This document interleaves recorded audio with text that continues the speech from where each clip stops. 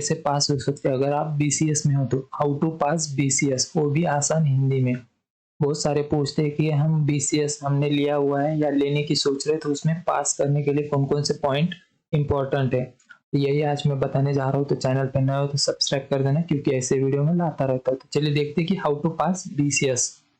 सबसे पहला पॉइंट है कि प्रैक्टिस कोडिंग। देखिए बीसीएस में ज्यादातर जो पार्ट है वो प्रोग्रामिंग का है, मतलब आपको प्रोग्रामिंग जो क्वेश्चन आते हैं वो बहुत सारे आते हैं आपके एग्जाम में।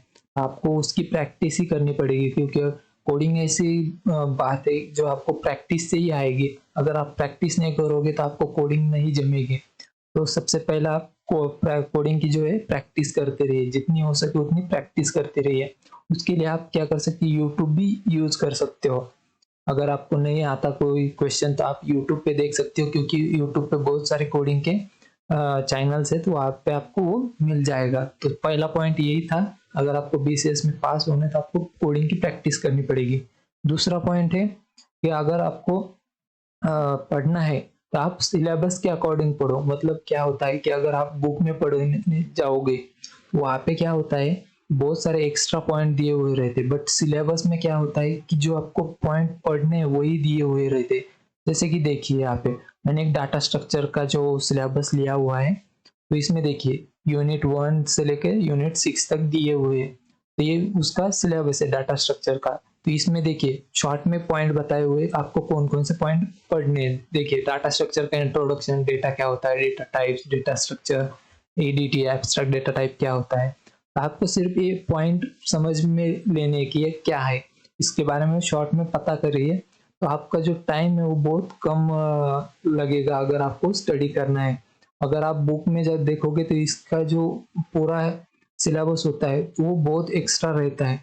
बट आपके जो वेबसाइट, कॉलेज की वेबसाइट या यूनिवर्सिटी की वेबसाइट होगी, तो वहाँ पे आपको जो सिलेबस कॉपी वो मिल जाएगी। उसमें देखिए आप कि कौन कौन से पॉइंट आपको पढ़ने हैं, क्योंकि जो एग्जाम में क्वेश्चन आते हैं वो सिलेबस से ही आते हैं, ना कि बुक में ज्यादा जो एक्स्ट्रा पॉइंट रहते हैं उस बुक से नहीं आते, सिलेबस से ही आते। तो आपको सिलेबस के अकॉर्डिंग ही पढ़ाई करनी है। ये था दूसरा पॉइंट। उसके बाद तीसरा पॉइंट है कि solve previous year question paper. देखिए ये बहुत इंपॉर्टेंट बात है, बट ज्यादातर जो कोई है उसके बारे में बताता नहीं है। क्योंकि देखिए अगर जो प्रीवियस ईयर के क्वेश्चन पेपर होते तो इस साल के भी, मान लो कि पिछले साल का क्वेश्चन पेपर है, तो उसमें से लगभग 30 से 40% जो क्वेश्चन है वो रिपीट होते इस साल में। मतलब हर जो क्वेश्चन पेपर रहता है तो उसमें जो क्वेश्चन पेपर में से जो क्वेश्चन आते हैं, एक मिनट, जो क्वेश्चन आते हैं तो वो पिछले साल के ही रहते हैं। लगभग 30 से 35% जो क्वेश्चन होते हैं पिछले साल के ही रहते। तो अगर आप previous year question paper solve करते हैं तो आपको 40% तक के क्वेश्चन पहले से ही पता होंगे कि आपको कौन से आने वाले। हाँ उसमें थोड़ा बहुत चेंज होगा, बट वही रहेंगे, क्योंकि ज्यादातर जो क्वेश्चन पेपर सेट करता है तो वो क्या करता है कि प्रीवियस ईयर के क्वेश्चन पेपर देखता है, उसी में से कुछ क्वेश्चन निकालता है और आगे देता है। तो अगर आप ये करते हैं तो आपको अच्छे मार्क मिल जाएंगे। उसके बाद है कि स्टडी इंपॉर्टेंट चैप्टर।